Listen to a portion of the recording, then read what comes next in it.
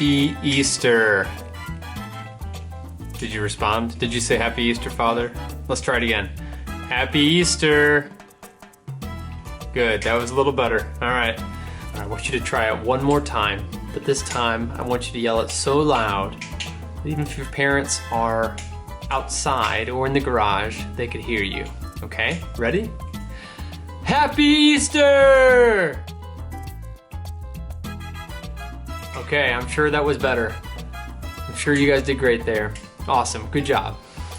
And welcome back to Saint Stories with Father McShane. Today, we are going to read the story of Saint Lawrence. See that? Saint Lawrence is holding a bag of something. He's got a book in his other hand. And it looks like there's like an empty, like a bed frame or something behind him on the ground. Wonder what that's there for. Well, let's go ahead and find out. This is a story of Saint Lawrence by Brother Lawrence. Whoa, look at that. A story of Saint Lawrence by Brother Lawrence. A story of Saint Lawrence. It is really a pity that so little is known about Saint Lawrence. He is one of the most famous martyrs of the early Christian church, and among the most honored. We are not told where he was born, nor where his parents were from. We do know that, when he was very young, he was one of 7 deacons of the Church of Rome. From this we know that Lawrence must have been well educated, and most of all that he was very holy. Only a person with such good qualities would have been given a high position of great trust like that of being a deacon. Christians living in the days of Lawrence could not practice their faith openly. Evil men, prompted by the devil, did their best to destroy the church. But Christians lived as much as possible like everyone else so as not to attract attention to themselves. As often as they could, though, they stole away to one of the catacombs. These were underground caverns where they gathered for the holy sacrifice of the Mass, the sacraments, prayers, and also mutual encouragement. In the year 257, things began to get worse. In most respects, April 1st of that year was a typical spring day in Rome. Even in the early morning hours, the streets were filled with people, most of them merchants and housewives getting ready for another day's bargaining. One person, distinct from the rest, was a well-dressed man named Vincent. He looked worried about something as he hurried down the street. Presently, he turned into the courtyard of a well-to-do home, and running up the wide outside stairway to the 2nd floor, he entered a room where his friend, several years younger than himself, was studying. Here's our first picture of the book.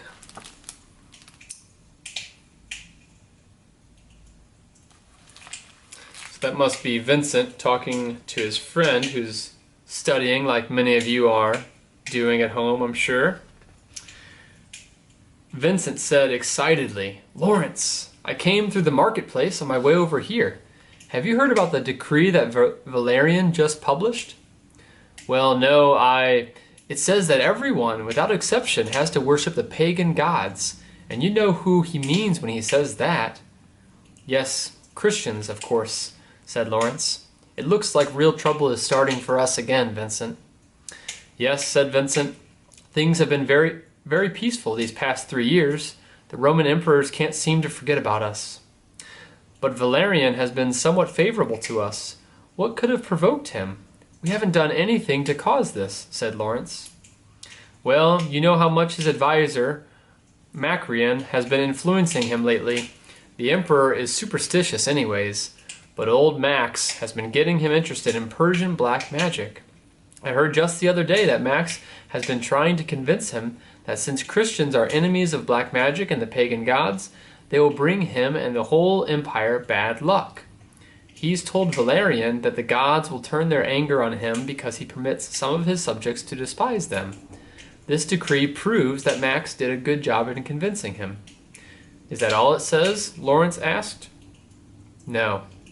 It also forbids us to gather in the catacombs anymore for Mass. If we don't obey, we're in danger of exile or even death, and no doubt he means business." "I guess so," Lawrence said with a sigh. "We will just have to pray for strength to endure whatever comes. I'm sure any Christian would rather die than insult Almighty God by worshiping some pagan hunk of marble. Old Diana, Mars, Apollo, all of the rest of those false gods won't get any incense from us." They talked for a while longer, and then Vincent departed. Being a deacon of the church, he had duties to perform. Even though the Christians ignored the decree of the Roman emperor, nothing at all happened. The rest of April, May, June, and July slipped away. But on August 2nd, as the hot sun began to sink on the horizon, Lawrence made his way to one of the catacombs. When he reached the large underground assembly room, he was delighted to see Pope Stephen himself, preparing to celebrate the holy sacrifice of the Mass. Things went as usual until shortly after the consecration. A shock of fear went through Lawrence when he heard Roman soldiers coming down the passageway. They stood in the back of the room, but Pope Stephen went on celebrating the Mass as if nothing were wrong. After finishing, he walked slowly to his papal throne nearby, sat down, and bowed his head in prayer. The silence was broken when the soldiers stomped up the length of the room to where the Pope sat. "Are you Stephen?" one of them said roughly. "The leader of these stubborn Christians?" "Yes," he said without moving. "The emperor says he's given you enough time to obey his command," the soldier shouted. "Since you keep on opposing him, you'll have to learn the hard way." Speaking these things, he raised his sword and brought it down with all his might on Stephen's head. Marching out of the room, the soldier snarled at the congregation, "And if you don't change your ways, that will happen to all of you." All the faithful were shocked and deeply grieved by the death of Pope St. Stephen. Life had to go on, though, so before very long, minds turned to the question of who would become the new pope. The choice was an easy one because living in Rome at that time was a holy old priest named Sixtus. For many years, he had been an example to all the Christians by his courage in the face of danger, his humility, and his great concern for those in his care. They were very pleased when he became shepherd of the whole church. Lawrence was especially happy because Sixtus was his teacher, whom he greatly admired. The gentle priest had taught him not only how to use his intellect well, but also how to love and to serve God with his heart to the best of his ability. As the years of training went on, a solid friendship grew between the two. I forgot to show you a picture. Shame on me. Here's a picture of the soldier killing Pope Stephen in the catacombs during Mass. All right, back to live action. One day in September of the year 257, a short time after Sixtus was elected pope, he and Lawrence were talking. After a while, the Holy Father said, "Lawrence, I have made a decision yesterday that I know will make you very happy." "Oh?" Lawrence asked inquisitively. "You told me many years ago that you wanted to become a deacon in the church, and I know you still have that desire. Since I don't think it's necessary to wait any longer, I'm going to make you a deacon a week from today.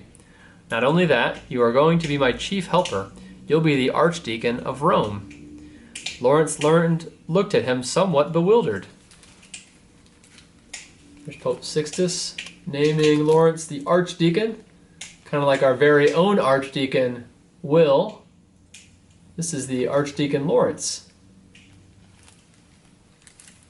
"Now," Sixtus said with a smile, "never mind how young you are. I'm well aware of that. I've known you almost all of your life, and I'm sure you are capable of being a good deacon. Besides that, you will have to be going all over the city on missions, and Valerian's men will never suspect who you are." Lawrence was indeed very happy. As a deacon, he could serve God and his fellow men better.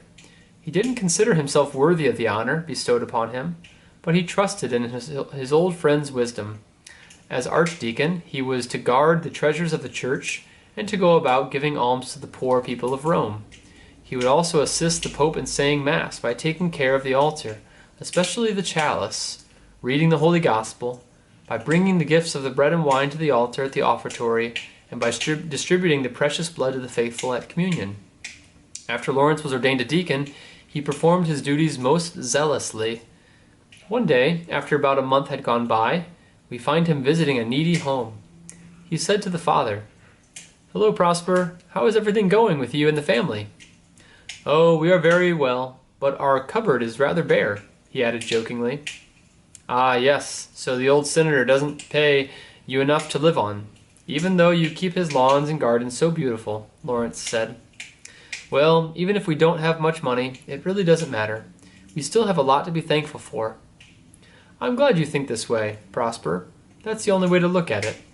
Turning to the lady of the house, Lawrence asked, "And how are the boys coming with their catechism, Francis?" "All three of them are doing fine. Since the emperor had to go away and fight against the Persians, I can teach them more often. Before that, I had to be afraid someone would overhear us and report that we are Christians," said Francis. "Yes, we have to be very thankful to God that Valerian went away. Otherwise, it would have been very bad for us." As they chatted on, Lawrence... Well, there's a picture of them chatting before I turn the page. There's Lawrence visiting one of the Christian families in Rome. After they chatted, Lawrence left a few Roman coins on the shelf for them to find after his departure. And so, with the persecutor many miles away, the Christians in the city of Rome practiced their faith in peace. This happy state of affairs lasted only about a year, and like a sudden summer rain, trouble began again. It was August 6th, the year 258. Before the sun had climbed very far into the sky, Lawrence and his friend Vincent set out on foot along the Appian Way. The two deacons had a call to pay on a family living some distance outside of Rome. As they walked along the pleasant green countryside, they didn't know what was happening back in the city. A messenger came out of the Senate house and read an announcement to the people standing about in the square before him. "Citizens of Rome," he shouted, "the noble Valerian sends a decree to the senators, which is to be obeyed immediately. All bishops, all priests, and all the deacons of the Christian sect are to be executed.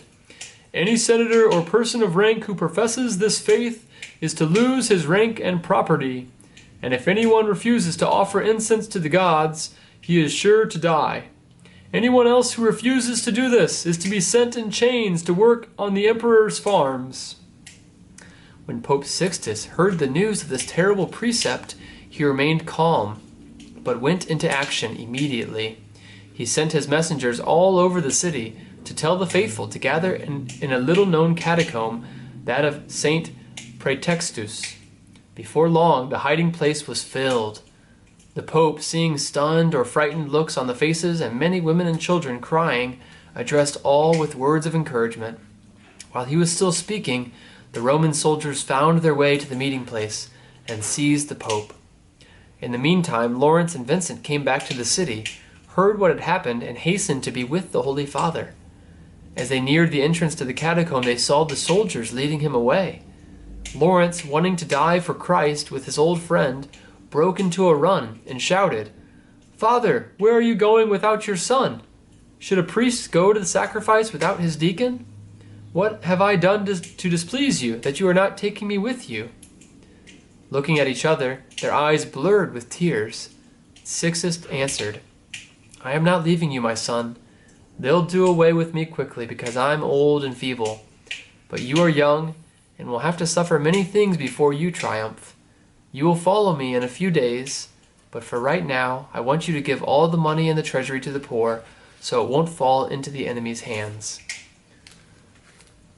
There's Pope Sixtus being led away by the guards, and Vincent and Lawrence, they come upon this scene and talk to him one last time. The soldiers then jerked Pope Sixtus away and led him to the prefect of Rome, Macrian, Valerian's advisor. Macrian gave the aged man a last chance to save himself by worshipping the idols. Since he remained firm, the Pope was led back to the catacomb where the faithful were gathered, and he was beheaded on the papal throne. Then the soldiers killed Lawrence's friend Vincent and 3 other deacons who were present. Lawrence was deeply grieved at the sight, but he fearlessly came forward to die with them. Instead, he was taken to the prefect. "I understand," Macrian said, "that your priests use gold and silver cups when they offer sacrifices. You have tapers set in golden candlesticks to light the hidden hiding places when you meet at night, and your treasury is full. Well, turn all of that over to us.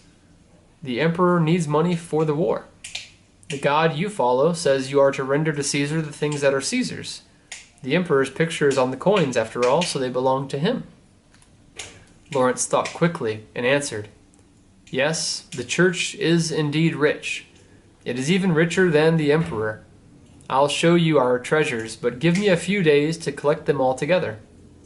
The prefect was very pleased with the cooperation, so he granted the request. In the days that followed, Lawrence went about the city, finding the lame and the blind, the widows, the orphans, the virgins, and all the poor that the church supported. "Here," he said, "take all of these treasures and hide them until later, and use this money well. There's a favor I want of you, though. Be in the city square at 9 o'clock on August 10th. I'll do the rest." At the appointed time, Lawrence took the prefect to see the assembly. "What are all these horrible people doing here?" Macreon shouted impatiently. "I told you I wanted all your treasures." Lawrence answered, "These are the treasures of the church. They don't have any money, so they put all their trust in God. Those that are crippled wait for perfect health and happiness in heaven. Those that are blind are waiting to see God face to face. They are pleasing to God, so he hears their prayers, and the church is made rich with his blessings. If you want me to, I'll ask them to pray for you, Valerian, and all of Rome." There's St. Lawrence showing Macreon all of the poor in the city of Rome, the treasures of the church.